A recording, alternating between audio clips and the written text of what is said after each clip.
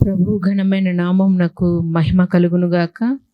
ప్రియమైన వాళ్ళరా, మరొకసారి దేవుని మాటలను ధ్యానించుటకు దేవాది దేవుడు నాకు ఇచ్చిన శ్రేష్టమైన సమయాన్ని బట్టి, అవకాశాన్ని బట్టి దేవాది దేవునికి నేను ఎంతగానో రుణస్థురాలనే ఉన్నాను. అదే రీతిగా ప్రతిరోజు దేవుని మాటలను మనం ధ్యానిస్తున్నాం కాబట్టి దేవుడు కూడా మనల్ని, మన కుటుంబాలని నిండాలుగా ఆశీర్వదించేవాడుగా ఉన్నాడు. వాక్యాన్ని మనం ఎంతగానో ప్రేమిస్తున్నాము.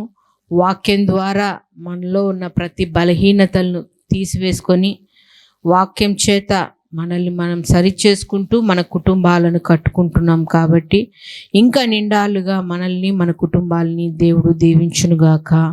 ఆమేన్. ప్రియమైన వాళ్ళరా, ఈ దినకాలము నేను ఏర్పాటు చేసుకున్న అంశ భాగము ఏదనగా, దేవునికి ఎలాంటి కుటుంబాలు కావాలి. మనము ఇంకొకసారి ధ్యానం చేసి ఉన్నాం. ఏంటంటే దేవునికి ఇష్టకరమైన కుటుంబాలు అంటే దేవునితో నడిచిన కుటుంబాలు ఏవి, అవి కూడా మనం ధ్యానించున్నాము. అదే కోణంలో కాదు, కానీ మన కుటుంబాలు దేవునికి ఇష్టకరంగా ఎలా ఉండాలి, ఏముంటే మన కుటుంబాలు దేవునికి ఇష్టకరంగా ఉంటాయి అనే దాని మీద నేను చిన్న వాక్యం రాసుకొని వచ్చినాను. దేవునికి ఎలాంటి కుటుంబాలు కావాలి, మన కుటుంబంలో ఏమేమి ఉండాలి, అవి ఉంటే దేవునికి ఇష్టకరంగా ఉంటాము. ఒకవేళ అలాంటి భాగాలు మనలో లేకుండా ఉన్నట్లయితేనా ఈ దినకాలము, ఈ సమయంలో దేవుడు మనతో మాట్లాడుతున్నాడు కాబట్టి వాటిని పాటించి, దేవా ఈ దినకాలం నుండి నా కుటుంబంలో ఇవి మేము కలిగి ఉంటాము, మీకు ఇష్టకరమైన కుటుంబాలుగా మేము ఉంటాము, బిడ్డలుగా ఉంటాము అని మనం సరిచేసుకుందాం. మంచిది. ప్రియమైన వాళ్ళరా, మనం అనుదిన ప్రార్థనలో మనం జ్ఞాపకం చేసుకుంటూ ఉంటాం.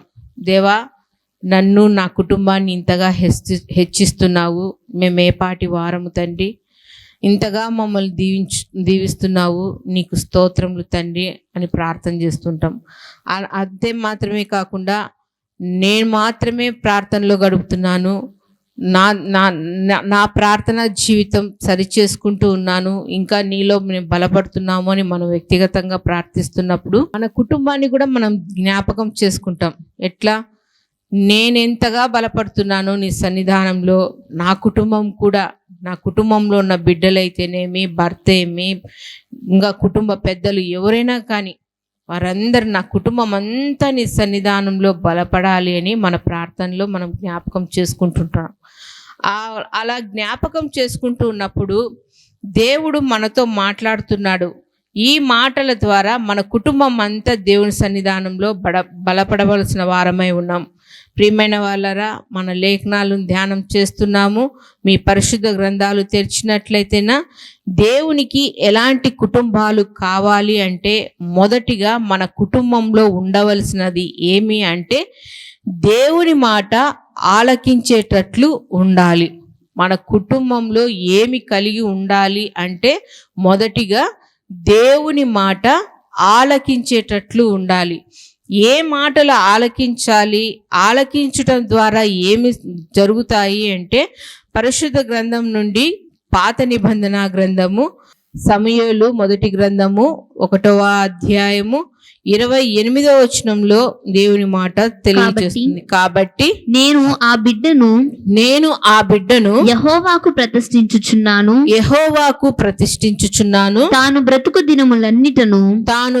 దినములన్నిటను వాడు యెహోవాకు ప్రతిష్ఠితుడని చెప్పెను. అప్పుడు వాడు యెహోవాకు అక్కడనే మ్రొక్కెను. వాడు అని సంబోధించి ఉన్నారు. ఎవరు వారు? సమూయేలు గారి గురించి. దేవుని మాట ఆలకించే కుటుంబం ఎలా ఉండాలి అంటే, హన్న తన కుమారుణ్ణి ఏ రీతిగా పెంచిందో, దేవుని మాటలు ఏ రీతిగా పసిప్రాయము నుండి బోధించిందో మనం అనేక సార్లు ధ్యానం చేస్తూ వస్తున్నాము, అనేక రీతులుగా చదువుతూ వస్తున్నాము. అనేక మంది సేవకులు కానీ మన సంఘంలో కానీ చెప్తుంటే వింటూనే ఉంటాం హన్నా గురించి. హన్నా యొక్క దీనస్థితి ఏమి? ఆమె గొడ్రాలు. పిల్లలు లేరు. తన వైరి అయిన సహోదరి అయిన పెనిన్న ఆమెను ఎంతగానో గీకిస్తూ ఉంది, అంటే విసుగు పుట్టిస్తూ ఉంది. నీకు సంతానము లేదు, చూడు దేవుడు నాకు సంతానం ఇచ్చినాడు, నేను భాగ్యవంతురాలిని, సంతోష సమాధానాలతో నేనున్నాను, నీకెప్పుడు దుఃఖమే, నీ జీవితంలో సంతోషమే లేదు అని ఏదో ఒక మాట, సూటిపోటి మాట ఆమెను గుచ్చుతూ ఉన్నప్పుడు ఆమె ఎంతగానో వేదన పడుతూ దేవుని సన్నిధానానికి వచ్చి మొరపెడుతుంది. తండ్రి, నా యొక్క దీనస్థితిని ఒకసారి చూడు తండ్రి, గొడ్రాలనే నిందను నాకు తీసివేసి నాకు ఒక కుమారుణ్ణి అనుగ్రహించు, ఆ కుమారుడు నీకే ప్రతిష్ఠిస్తాను, అంటే నీకే అప్పగిచ్చేస్తాను, ఆ కుమారునికి నాకు ఎలాంటి సంబంధాలు ఉండవు, నీ సన్నిధానానికే వదిలేస్తాను, ఈ నిందను నాకు తీసివేయి తండ్రి అని మనోదుఖంతో మొదటి అధ్యాయం నుంచి మనం చదువుతూ వస్తే మనకు తెలుసు కాబట్టి టూకీగా దాటి వెళ్తున్నాను.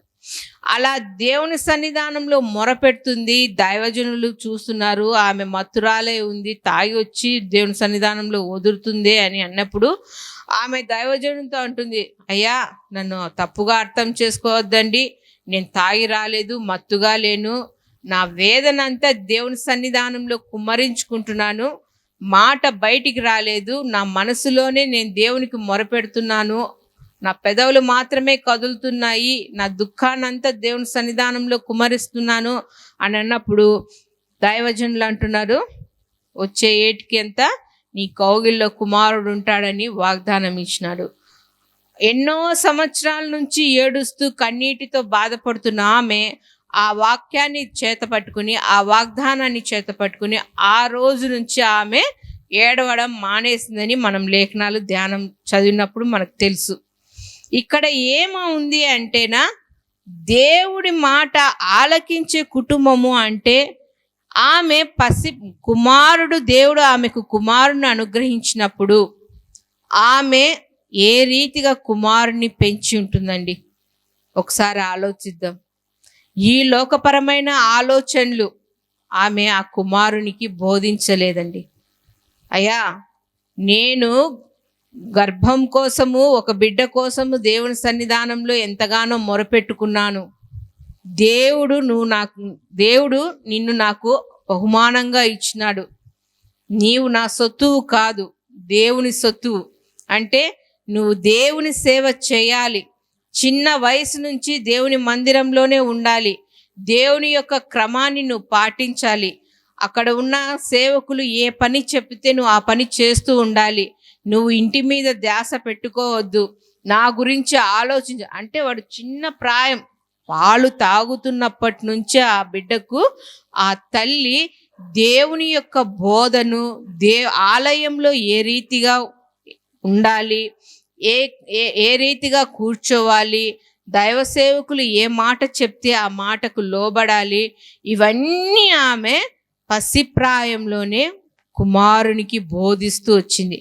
ఇదే సమూయేలు మొదటి గ్రంథం 3వ అధ్యాయంలో మనం చూస్తూ వస్తేనా, బిడ్డ పెద్దవాడైనాడు, పాలు విడిచినాడు, దేవుని సన్నిధానానికి వచ్చినాడు, మ్రొక్కినాడు. అదే 3వ అధ్యాయానికి వస్తే ఆ బిడ్డ దేవుని సన్నిధానంలో ఉన్నాడు, సమూయేలు గారు దేవుని సేవ చేస్తున్నాడు, పరిచర్య చేస్తున్నాడు. అంటే సేవకుడు ఏ పని చెప్తే ఆ పని చేస్తూ ఆలయంలోనే ఉన్నప్పుడు దేవుడు సమూయేలును దర్శించినప్పుడు, అంటే ఆ వయసుకు ఇతను ఈ స్వరము దేవుని స్వరము అని గ్రహింపలేని స్థితిలో ఉన్నాడు. అంటే పక్కనున్న ప్రవక్తనే మాట్లాడుతున్నాడు, సేవకుడే నాతో మాట్లాడుతున్నాడని చెప్పండి, నేను ఆలకిస్తున్నాను అని ఈ మాటలు మనం చదువుతూ వస్తున్నాం. అంటే తల్లి చిన్న వయసు నుంచే దేవుని యొక్క బోధను, క్రమాన్ని నేర్పిస్తూ వస్తుంది కాబట్టి ఆ బిడ్డ దేవుని మాటలను ఆలకించడానికి సిద్ధపడి ఉన్నాడు. ఈ సమయంలో దేవుడు మనతో మాట్లాడుతున్నాడు. ప్రేమైన తల్లులారా, మనమంతా స్త్రీలంగానే ఉన్నాం, కూడుకొని ఉన్నాం. దేవుని మాట మన బిడ్డలు ఆలకిస్తున్నారా? మనము చెప్పే మాటలు, రోజు కుటుంబ ప్రార్థన చేస్తున్నప్పుడు ఈ మాట, దేవుని మాట హెచ్చరిక చేస్తుంది. మనలో ఉన్న లోపాలను సరిచేయడానికి దేవుడు మనతో మాట్లాడుతున్నాడు. నువ్వు ఈ మాటను ఆలకిస్తున్నావా అని తల్లిదండ్రులుగా మన బిడ్డలను మనము దేవుని మాటలను తెలియజేస్తూ ఉండాలి. హన్న ఒక మంచి తల్లిగా చెప్పుకోవచ్చండి. తన యొక్క దీనస్థితిని అంతటినీ తన కుమారునికి తెలియచేస్తూ దేవుని సన్నిధానంలో తను ఏ రీతిగా మొరపెట్టుకునిందో ఆ ప్రతిదీ తన కుమారునికి తెలియచేస్తున్నప్పుడు ఆ కుమారుడు పాలు విడవగానే దేవుని సన్నిధానానికి వచ్చి మోకాళ్ళొంగి మ్రొక్కెను అనుంది. మన బిడ్డలు దేవుని సన్నిధానానికి వస్తానే మోకాళ్ళొంగుతున్నారా? ఆ క్రమము మనం ఇంటి దగ్గరే నేర్పాలండి పిల్లలకి. అలాగే మనకు బాగా తెలుసు మోషే యొక్క తల్లిగారు కూడా శ్రమలలో ఉన్నారు, ఇబ్బందులలో ఉన్నారు, బానిసత్వంలో ఉన్నారు, నలవగొట్టబడుతున్నారు, కష్టకాలంలో ఉన్నారు. మాకు ఈ బానిసత్వంలో నుంచి విడిపించేవారు ఎవరు అని ఎదురు చూస్తున్నప్పుడు కుమారునికి ఆయాగానే వెళ్ళి పాలు పడుతూ తన జనాంగం గురించి, తన జనాంగం పడుతున్న కష్టాలను గురించి, దేవుని యొక్క గొప్పతనాన్ని గురించి ఆ బాలునికి మోషేకి నూరు పోస్తూ వచ్చిందండి. మనము కూడా మన పసిప్రాయం నుంచి మన పిల్లలకు పసిప్రాయం నుంచి దేవుని యొక్క బోధన మనం తెలియచేస్తుంటే వాళ్ళు ఖచ్చితంగా ఆలకిస్తూ ఉంటారండి. మనం చెప్పలేదంటే వాళ్ళు పెడదో పడతారు. అంటే దేవుని సన్నిధానానికి వస్తారే కానీ దేవుని మాటలను గ్రహింపలేరు. వచ్చి వింటారు, ఈ చెవుతో వింటారు, ఈ చెవుతో విడిచి వెళ్తారు. ఆ క్రమం లేదు. హన్న తన కుమారునికి దేవుని మాటలను బోధిస్తూ వచ్చింది. ఆ బోధ ఎలా ఉంటుంది అంటే ద్వితీయోపదేశ కాండము 6వ అధ్యాయము 6వ వచనం నుండి 9 వచనాల్లో ఉన్న దేవుని మాటలు ఈ రీతిగా ఉన్నాయండి. నేడు నేను నీకు ఆజ్ఞాపించు ఈ మాటలు నీ హృదయంలో ఉండవలెను. నీవు నీ కుమారులకు వాటిని అభ్యసింపచేసి నీ ఇంట కూర్చుండునప్పుడును త్రోవను నడుచుచున్నప్పుడును పండుకొనున్నప్పుడు లేచినప్పుడును వాటిని గూర్చి మాటలాడవలెను. సూచనగా వాటిని నీ చేతికి కట్టుకొనవలెను. అవి నీ కన్నుల నడుమ బాసికము వలె ఉండవలెను. నీ ఇంటి ద్వార బంధముల మీద నీ గౌనుల మీదను వాటిని వ్రాయవలెను. ఇక్కడ ధర్మశాస్త్రం గురించి చాలా చక్కగా తెలియజేస్తున్నారండి. పాత నిబంధన గ్రంథంలో ఉన్న ధర్మశాస్త్రము చాలా కఠినమైంది. ఆ బోధ వింటున్నప్పుడు కరెక్ట్గా ఉండాలి. క్రొత్త నిబంధనానికి వచ్చేలోగా దేవుడు వేరే రీతిగా మార్చున్నాడు. అయినప్పటికీ మన పిల్లలకి ఎప్పుడెప్పుడు చెప్పాలంట అండి, నీవు నీ కుమారులకు వాటిని అభ్యసింపచేసి నీ ఇంట కూర్చున్నప్పుడును త్రోవను నడుచుచున్నప్పుడు పండుకుంటున్నప్పుడు లేచినప్పుడును వాటిని గూర్చి మాటలాడవలెను. ఏం మాటలు మాట్లాడాలి? మన బిడ్డలకు లోకంలో జరిగేటివి, సీరియల్స్లో జరిగేటివి, సినిమాలలో జరిగేటివి, ఎదిరింట్లో పక్కింట్లో జరిగే గొడవల గురించి ఇవి కాదండి. దేవుని యొక్క మాటలను, దేవుని యొక్క బోధలను మన బిడ్డలకు మనం తెలియచేయాలండి. దేవుడు నీ కోసం నా కోసం ఏమి చేసినాడు, ఎందుకు బలి అయినాడు, ఎందుచేత అంత శ్రమలు పడినాడు, ఎందుకు శిలువ మరణాన్ని పొందుకున్నాడు, ఇవన్నీ మన బిడ్డలకు చెప్తూ రావాలి. అంటే పరిశుద్ధ గ్రంథాన్ని వారు చదివేటట్లు మన బిడ్డలకు నేర్పియాలి. ఉదయం లేవగానే మన బిడ్డల్ని ఎన్ని గంటలకు లేపుతున్నారో మీ బిడ్డలకైతే నాకు తెలియదు, కానీ మా కుటుంబంలో అయితే 5 గంటలకేనండి. నేను 4:45కే లేసేస్తాను. నేను లేచి నా ప్రార్థన కొనసాగించిన తర్వాత మళ్ళీ దైవజనులు గారు బాబు లేస్తారు.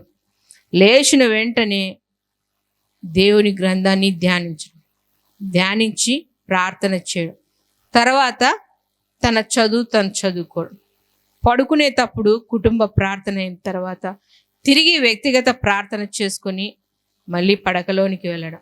ఇవి దేవుని గురించిన బోధ. దేవుడు మనతో ఏం మాట్లాడుతున్నాడో వాళ్ళు వెళ్తున్నప్పుడు, వస్తున్నప్పుడు, తింటున్నప్పుడు, పడుకుంటున్నప్పుడు, లేచినప్పుడు దేవుని మాటను ఖచ్చితంగా మన బిడ్డలకు మనము తెలియజేస్తూ ఉండాలి. అలా తెలియజేయడం ద్వారా వారు ఒకానొక దినాన చక్కని త్రోవలో వాళ్ళు నడిచేవారుగా ఉన్నారు. మొదటిగా మన కుటుంబంలో ఏముండాలంట? దేవుని మాట ఆలకించేటట్లు ఉండాలి. రెండోదిగా మనం చూసినట్లయితేనా మన కుటుంబంలో ఏముండాలి అంటే లోబడే తత్వం ఉండాలి. లోబడే కుటుంబాలుగా మనకు ఉండాలి. లోబడుట గురించి అనేక సార్లు మనం చదువుకుంటూనే ఉన్నాము. మరొకసారి చదువుదాము. క్రొత్త నిబంధన గ్రంథము ఎఫెసీయులకు రాసిన పత్రిక 6వ అధ్యాయము 1వ వచనము. పిల్లలారా ప్రభువునందు మీ తల్లిదండ్రులకు విధేయులై ఉండుడి. ప్రభువునందు మీ తల్లిదండ్రులకు విధేయులై ఉండుడి. ఇది ధర్మమే. విధేయులు అన్న లోబడుట అన్న రెండూ ఒకటేనండి. నేటి కాలంలో మన పిల్లలకు లోబడే తత్వం ఉందా? మన కుటుంబంలో ఒక చిన్న మాట అంటానే దానికి 4 రెట్లుగా ట్రైన్ లేస్తారు మన మీదికి. ఇప్పుడుండే కాలంలో పిల్లలు, ఇంతకుముందు ఉంటే పిల్లలు భయపడతా ఉన్నారు. నేనైతే నా చదువుకునే వయసులో అయితేనా ఇంతవరకు నా తల్లిదండ్రులతో నేను కొట్టించుకోలేదండి. ఒక్క దెబ్బ కూడా మా తల్లిదండ్రులు వేయలేదు. ఒక్క చూపే, ఆ చూపు కూడా పెద్దగా చేసి చూడదు మా అమ్మ. ఊరికి ఇట్లా చూస్తుందంటే ఆ చూపుకే పడిపోయి ఉంటాయి. ఇంతవరకు ఒక్క దెబ్బ మా తల్లిదండ్రులతో నేను కొట్టించుకోలేదు. అంత భయంగా ఇంట్లోనే ఉండడం, మా చదువుకోవడం. ఏమంటే సరైన ప్రార్థన జీవితం లేదు. చదువు మాటకు చదవండి, ఒక్క మాటే చదవండి అంతే. ప్రతిసారి చదువు అనేది ఏం లేదు. మా పనులు ముగించుకోవడం, మాకు ఇచ్చిన సమయంలో కూర్చొని చదువుకోవడం అంతే. నేటి కాలంలో ఇంత కళ్ళు పెద్దగా చూసినా ఏం కారం పొడి కొట్టాలని మనల్నే అంటారు పిల్లలు. మనం అనలే మన పిల్లల్ని. వాళ్ళు మనల్ని పెద్దగా కళ్ళు చేసి చూస్తే ఏం కళ్ళు పెద్దగా చూస్తున్నావేం చంపలు పగలాలనా అని మనం అనే లోపే వాళ్ళే మనల్ని అనే స్థితిలోకి ఉండారు. కానీ అలా తిరుగుబాటులు చేయకోకుండా ఉండాలంటే వాళ్ళకి ఏముండాలంట? ప్రభువునందు మీ తల్లిదండ్రులకు విధేయులై ఉండాలంట. ఆ విధేయత ఎక్కడి నుంచి వస్తుంది అంటే చాలాసార్లు మనం చదువుకుంటూనే ఉన్నాం. సామెతల గ్రంథం 22వ అధ్యాయము 6వ వచనంలో బాలుడు నడవలసిన త్రోవానికి నేర్పాలంట. అయ్యా ఎన్నోసార్లు చెప్పినాను కదండి. ఒక కుమారుడు చిన్న ప్రాయం నుంచి దొంగతనాలు చేసేది బాగా అలవాటు అయిపోయిందంట. పక్కింట్లోకి వెళ్ళి ఒక గిన్నె తీసుకురావడము, స్పూన్లు తీసుకురావడము, స్కూల్లో రబ్బర్లు కొట్టేయడము, పెన్సిళ్ళు కొట్టేయడము, చిన్న చిన్న దొంగతనాలు చేసుకొని వస్తా ఉంటే ఆ తల్లి సంబరపడిపోయిందంట. అబ్బా నా కొడుకు పక్కింట్లో గిన్నె తీసుకొచ్చినాడు, స్పూన్లు తీసుకొని వచ్చినాడు, ప్లేట్లు తీసుకొని వచ్చినాడని వాడిని ఏమనుకోకుండా గద్దించుకోకుండా వాడిని అలాగే పెంచుతూ ఉంటే వాడు పెరగంగా ఏమైపోయినాడు? పెద్ద దొంగ, గజ దొంగ అయిపోయినాడు. ఇప్పుడు ఇళ్ళల్లో చిన్న చిన్న సామాన్లు కొట్టేయడం లేదు, బ్యాంకులు దోచుకోవడము, ఇళ్ళల్లో ధనాన్ని దోచుకురావడం, పెద్ద గజ దొంగ అయినప్పుడు ఆ దొంగతనం అలాగే కొనసాగు కదండి. ఏదో ఒక రోజు పోలీసులకు పట్టుబడడమో జైల్లో వేయడమో జరిగింది. జైల్లో వేసినప్పుడు బాగా పోలీసు వాళ్ళు కొట్టినప్పుడు తన తప్పిదానేమో తను తెలుసుకున్నాడు. అయ్యయ్యో నా జీవితాన్ని నేను ఎంత నాశనం చేసుకున్నానో. వానికి మరణశిక్ష వేసినప్పుడు అంటే ఆ దొంగతనాలతో పాటు వాడు ఏం నేర్చుకున్నాడు? హత్య చేయడం కూడా నేర్చుకున్నాడు, మనుషులను చంపేది కూడా నేర్చుకున్నాడు. వానికి మరణశిక్ష వేసినప్పుడు నీ చివరి కోరిక ఏంటి అన్నప్పుడు నా తల్లిని ఒకసారి పిలుచుకొని రండి, నా తల్లితో నేను మాట్లాడాలా అన్నప్పుడు తన తల్లిని పిలుచుకొని వస్తే ఆ అమ్మ నీతో మాట్లాడాలని కుమారుడు అంటే ఏదో ఇంకో సీక్రెట్ చెప్తాన్నాడు, డబ్బు ఎక్కడైనా దాచిపెట్టినాడో అని తన చెవును ఇచ్చినప్పుడు చెవును కొరికి పడేసినాడంట కుమారుడు. ఏం రా ఇలా చేస్తున్నావు అంటేనా, నా తల్లి నాకు మంచి మార్గం బోధించలేదు, లోబడే తత్వం బోధించలేదు, నేను ఎలా నడుచుకోవాలనో నాకు తెలియచేయలేదు. నేను చిన్న చిన్న దొంగతనాలు చేస్తున్నప్పుడే నా తల్లి నన్ను గద్దించి సరైన త్రోవలో పెట్టింటే నా జీవితం బాగుండేది కదా. నేను అందరిలాగే సమాజంలో బాగుండేవాడిని కదా, కానీ నా తల్లి నాకు బాల్యం నుంచి సరైన మార్గం నేర్పలేదు. ఇది మంచి, ఇది చెడు అని నా తల్లి నాకు చెప్పలేదు కాబట్టి నా జీవితం ఇలా ముగిస్తుంది అని ఎంతగానో వేదన పడ్డాను. ప్రియమైన వాళ్ళరా, మన బిడ్డలకు లోబడే తత్వాన్ని నేర్పియాలని, మొదటిగా దేవుని మాట ఆలకించేవారుగా ఉండే కుటుంబంగా ఉండాలి. రెండవదిగా లోబడే కుటుంబంగా ఉండాలి. మూడవదిగా చూసినట్లయితే మన కుటుంబంలో ఐక్యత కలిగి ఉండాలి. ఐక్యత కలిగి దేవుని యొక్క సేవ చేసే కుటుంబంగా ఉండాలి. ఆ సేవ ఎలా చేసినారో ఇద్దరు వ్యక్తులు సహోదరులుగా ఉన్నారు. పాత నిబంధన గ్రంథము నెహెమ్యా గ్రంథము 7వ అధ్యాయము 1-2 వచనాలు.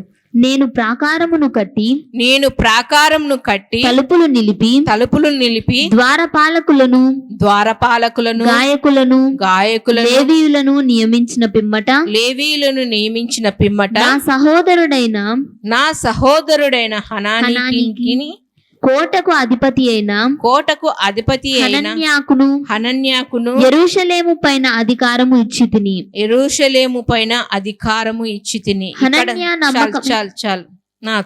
హనన్య నమ్మకమైన మనుషుడు అందరికంటే ఎక్కువగా దేవుని ఎదుట భయభక్తులు గలవాడు. ఇక్కడ ఇద్దరు సహోదరులు ఉన్నారండి. మొదటి వ్యక్తి నెహెమ్యా, రెండవ వ్యక్తి హనన్య.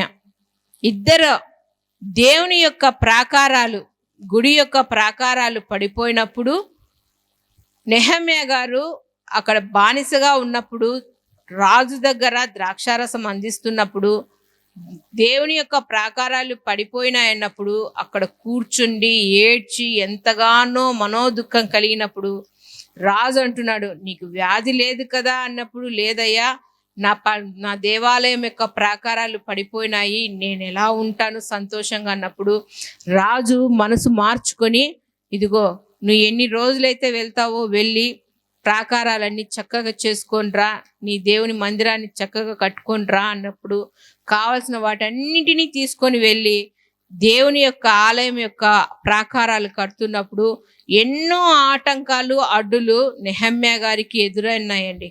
సన్బల్లట్టుబు వారందరూ, వీళ్ళతో పాటి నోవద్య అనే ఒక ప్రవక్తి కూడా దేవుని యొక్క మందిరం జరగకోకుండా ఉండాలని ఎన్నో ఆటంకాలు గురి చేస్తున్నప్పటికీ వీరిద్దరు సహోదరులు ఐక్యత కలిగి, సహోదర భావంతో కలిగి, ప్రేమతో దేవుని యొక్క పనిని, సేవను జరిగిస్తున్నారు. అంత నమ్మకంగా చేస్తున్నారు వారి సేవ. మన బిడ్డలు, మన కుటుంబంలో ఉన్న సహోదరులు దేవుని యొక్క మందిరంలో పని చేయడానికి ఐక్యత కలిగి ఉండాలండి. ఏదైనా చిన్నదైనా పెద్దదైనా ఏ పనైనా కానీ మందిరంలో జరుగుతున్నప్పుడు సఖ్యతగా, మనమందరము ఎక్కడి నుండో వచ్చిన వాళ్ళమే. మీ కుటుంబాలు వేరు, మా కుటుంబాలు వేరు, మా ప్రాంతాలు వేరు, మీరు ప్రాంతాలు వేరు. అయినప్పటికీ క్రీస్తు రక్తంలో కడగబడిన మనమందరము ఒక కుటుంబం, ఒక తండ్రి బిడ్డలము, సహోదరులముగా ఐక్యత కలిగి దేవుని సన్నిధానంలో మనం పనిచేసేవారుగా ఉన్నాం. మనం పనిచేస్తున్నప్పుడు మన బిడ్డలు కూడా దేవుని సన్నిధానంలో పనిచేసేవారుగా ఉన్నారు. అదే కీర్తనాకారుడు 133వ అధ్యాయంలో అంటున్నారు కదా, సహోదరులు ఐక్యత కలిగి నివసించుట ఎంత మేలు, ఎంత మనోహరం. ఐక్యత కలిగి మన కుటుంబం కలిగి ఉండాలని దేవుడు తెలియజేస్తున్నాడు. చివరిగా మన కుటుంబంలో ఏమి కలిగి ఉండాలి అంటే, సేవకులకు ఆతిథ్యం ఇచ్చే కుటుంబంగా మన కుటుంబాలు ఉండాలండి. దేవునికి ఎలాంటి కుటుంబాలు కావాలి అంటే, మొదటిగా దేవుని మాటలు ఆలకించే కుటుంబంగా ఉండాలి. రెండవదిగా లోబడే కుటుంబాలుగా ఉండాలి. మూడవదిగా ఐక్యత కలిగి దేవుని సేవ చేసే కుటుంబాలుగా ఉండాలి. చివరిగా నాలుగవదిగా సేవకులకు ఆతిథ్యం ఇచ్చే కుటుంబంగా ఉండాలి. అపోస్తుల కార్యములు 18వ అధ్యాయము 3వ వచనము. వారు వృత్తికి డేరాలు కుట్టువారు పౌలు అదే వృత్తి గలవాడు గనుక వారితో కాపురముండెను. వారు కలిసి పని చేయుచుండిరి. చాలండి. ఎవరు ఈ కుటుంబము? అకుల, ప్రిస్కిల్ల. ఈ కుటుంబము పౌలు గారిని ఎంతగానో ఆదరించిందండి. ఎంతగా అంటే వారు వృత్తికి పౌలు గారు కూడా డేరాలు కుట్టేవారైనప్పటికీ సేవకుని వారి కుటుంబంలో పెట్టుకొని సువార్తను ప్రకటిస్తూ పౌలు గారికి ఎంతో సహకారులుగా ఉన్నారు ఈ కుటుంబం అకుల, ప్రిస్కిల్ల. ఊరికే వాక్య పరిచయమే చేస్తున్నారా? కాదు కదా. వారు తినే దానిలో కూడా సేవకులకి ఆతిథ్యం ఇచ్చే కుటుంబంగా ఉంది. అదే రోమా పత్రికలో మనం చివరి అధ్యాయంలో చూసినట్లయితేనా పౌలు గారి కోసము ఈ జంట ప్రాణం ఇచ్చుటకు కూడా ముందుకు వచ్చిన్నారని మనం ఇంతకు ముందు లేఖనంలో తెలియజేసుకున్నాం. అంత సేవకుని అంతగా ప్రేమించినారు. అలాగే ఆతిథ్యం ఇచ్చిన కుటుంబాలలో మార్తా మరియ కుటుంబము ఉంది, అలాగే లూదియా ఉంది. ఇంకా పాత నిబంధన గ్రంథంలోనికి వెళ్తే ఆది దంపతులు అబ్రహాము, శారమ్మ వాళ్ళు. దేవదూతలు వస్తానే పరుగున వెళ్ళి అబ్రహాము గారు వారికి ఆతిథ్యం ఇవ్వడానికి పనివారికి పని అప్పగించి, శారమ్మకు పని అప్పగించి దేవదూతలకు ఆతిథ్యం ఇచ్చేంత గొప్ప మనసును వాళ్ళకుంది. అలాగే గనురాలు కూడా ఆ తోవగుండా వెళ్తున్న ప్రవక్త మంచి భక్తి గలవాడు అని తన భర్తకు తెలియచేసి తన కుటుంబంలో ఆదరణ కలిగించి ఆతిథ్యం ఇచ్చే కుటుంబంగా గనురాలు ఉంది. ఈ ముగింపులో నేను అడుగుచున్నాను, ఎన్ని సంవత్సరాలైందండి మీ కుటుంబానికి దైవజనులు సందర్శించి? దైవజనులు మీ కుటుంబానికి ఎన్నిసార్లు పిలుచుకున్నారు, ఆయన పాదాలు మోపుకున్నారు? ఆతిథ్యం ఇవ్వడం అంటే ఏమేమో చేసి రకరకాల వంటలు చేసి పెట్టడం కాదండి. గ్లాస్ నీళ్ళు ఇచ్చినా ప్రతిఫలం పోదు. దైవజనులు మన కుటుంబంలో పాదం మోపడం వల్ల కుటుంబంలో ఉన్న ప్రతి అపవాది క్రియలన్నింటినీ లయపరచడం, దేవుడే మన కుటుంబానికి వచ్చి మనతో సమాధానంగా ఉండి కుటుంబంలో శాంతి సమాధానాలు ఇచ్చేందుకు అవకాశం ఉందండి.